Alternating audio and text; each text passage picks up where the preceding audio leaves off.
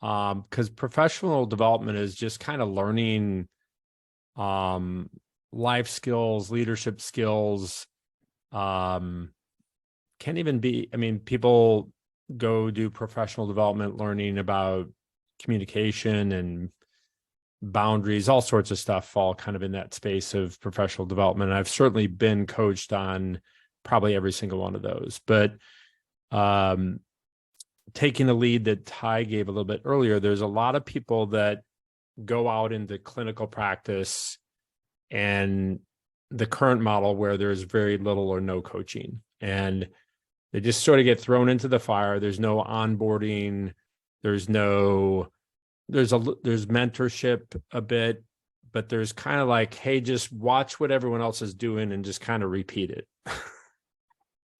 And I have a number of clients that have reached out kind of in that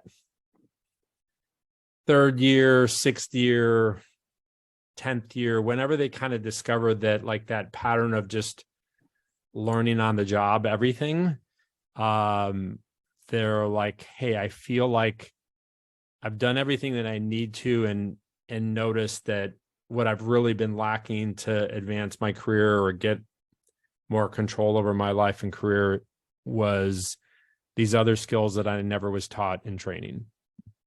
And so that's, I have worked with many clients doing that. And a lot of times it's just rounding them off a bit. Like, they have through life learned a bunch of them, but there are a few they never learned, or at least they, their opinion of it is, hey, I don't think I ever learned this. And you're like, well, let me point out where you actually are already doing it, but let's go ahead and figure out where you are and move you forward.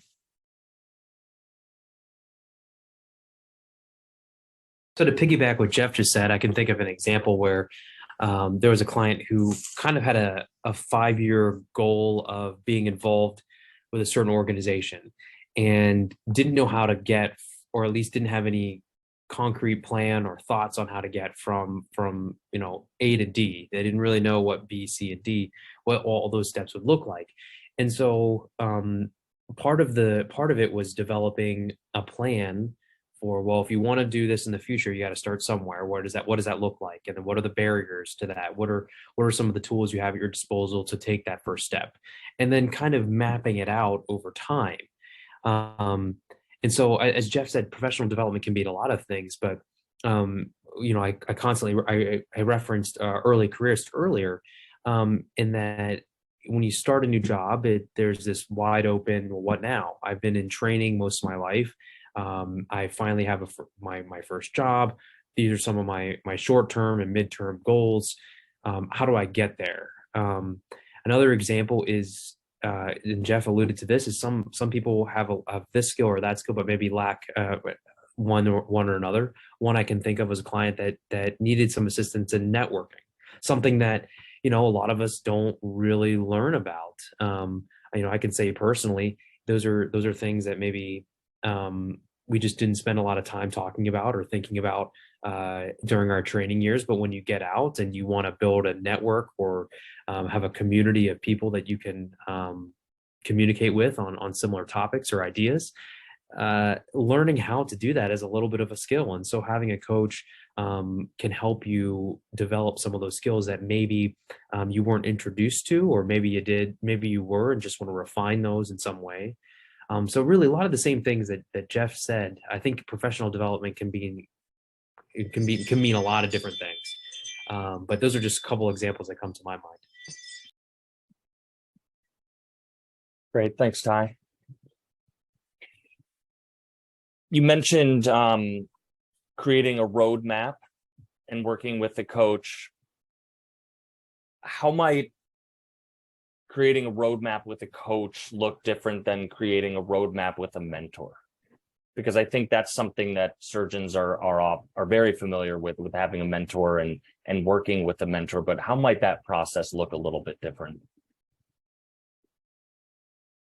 Well, I think that, mentorship is a relationship that has very different dynamics than coaching. So coaching is typically a neutral party that has no skin in the game other than your success.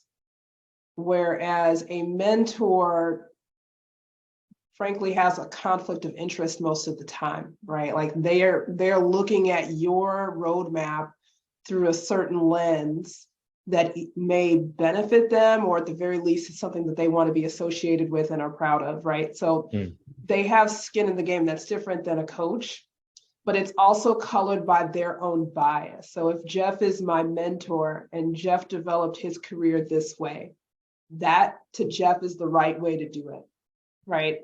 And so then he will tell me to do that, as opposed to looking at it as a set of infinite possibilities, which I think a coach is much better at doing. I also think that when you when you establish a mentor-mentee relationship, you're essentially saying, I want to be like you in some way, right? And that person, as Muyibat said, has a little bit of skin in the game, because it's, I mentored this person, or this person is my protege. I help bring them up in the system. I think that has a different relationship right off the bat than you have a coach where you say, I see myself going from A to B to C to D over the next several years. Let's talk about the barriers to making that happen. And oh, by the way, if I get to B and I decide that I no longer want to go to C or D, well, that's the benefit of coaching. Your relationship, your goals, your plan can all evolve. Whereas I think that just becomes a little bit different when you establish a mentor-mentee relationship up front with a certain goal in mind.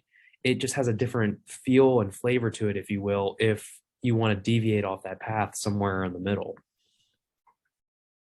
I think also with mentor, as a mentee, when I think about it as well, even if the mentor isn't trying to do that, like there's a lot of mentor models and learning and mentorship that has improved mentorships over time in general, or maybe in specific places where they put a lot of attention to it.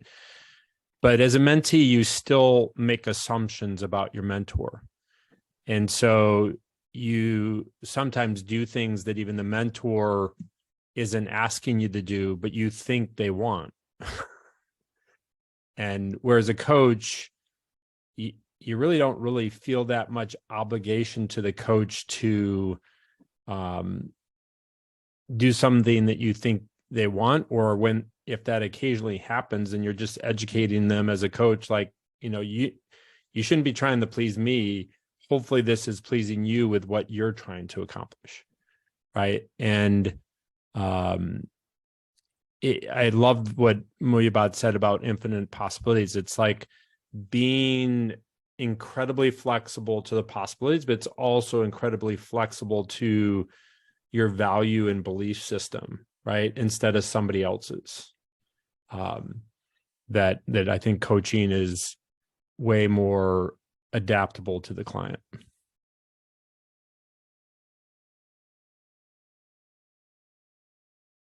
Now, we talked about how the mentor might be attached to the situation, or attached to the outcome. There may be some bias there. I imagine the coach too the mentor wants to see the mentee to the best outcome. I imagine the coach also wants to see the coachee to the best outcome. Why might those two situations be a little bit different? I think the difference is the definition of best, right? Like, so the mentor wants to see their mentee get to the best outcome. They have a certain lens on that. Whereas in coaching, best is defined by the client. That's great. I couldn't agree more with that statement. I mean, that's exactly what I essentially was going to say. It's all about the definition there. And I think that definition is very different from the very start of the relationship. It's just different between mentees and mentors and coaching. And I think, in this conversation, we're not trying to color mentorship as a bad thing, right? Because I think there's actually bias on both sides of the relationship. So you as a mentee also have a certain amount of reverence for that mentor. Otherwise, you wouldn't have picked them, right? And both sides of that color the relationship in ways that I don't think happens in coaching as much.